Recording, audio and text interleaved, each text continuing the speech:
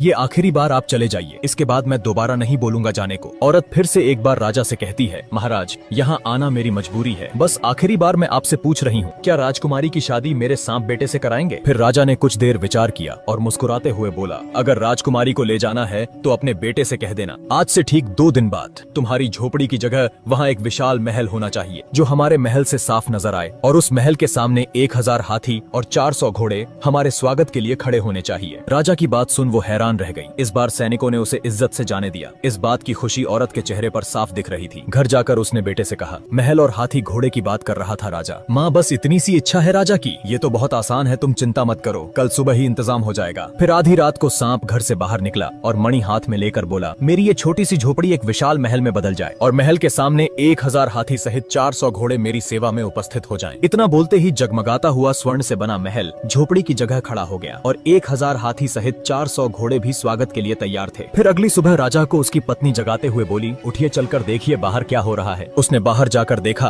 तो स्वर्ग जैसा महल उसके ठीक सामने नजर आ रहा था, जिसे देख राजा की आंखें फटी की फटी रह गईं। और उसने अपनी पत्नी से कहा, असंभव, अविश्वसनीय, ये कैसे हो सकता है? रातों रात कोई महल कैसे बनकर तैयार हो गया? क्या ये मेरी आंखों का धोखा तो नहीं? पत्नी बोली, राजन ये कोई आंखों का धोखा नहीं, अपितु एक असली महल हमारे सामने नजर आ रहा है। फिर राजा जोर जोर से रोने लगा और अपनी पत्नी को उस घटना के बारे में बताया। यह सुन पत्नी भी रोने लगी, क्योंकि वचन के मुताबिक अब उनकी इकलौती पुत्री को सांप से शादी करनी होगी। दूसरी तरफ सांप तैयार होकर राजकुमारी से शादी करने के लिए घर से निकल पड़ा और साथ ही हाथी घोड़े की बारात भी पीछे पीछे चल रही थी। राजकुमारी ने भी बिना चेहरा देखे उससे शादी कर ली। फिर राजा ने भारी मन से अपनी बेटी को विदा किया। फिर जैसे ही वो अपनी पत्नी को देखने के लिए कमरे में दाखिल होता है कि तभी उसका आधा शरीर सांप जैसा देख राजकुमारी घबरा गई और चिल्लाते हुए बाहर की तरफ भागी। फिर चारों तरफ एक दिव्य रोशनी का प्रकाश फैल गया और सांप रूप बदलकर अपने वास्तविक शरीर को धारण कर लेता है, जो कि एक बेहद ही सुंदर युवक लग रहा था। इस रूप में राजकुमारी सांप को देखकर हैरान रह गई। फिर उसने राजकुमारी से कहा,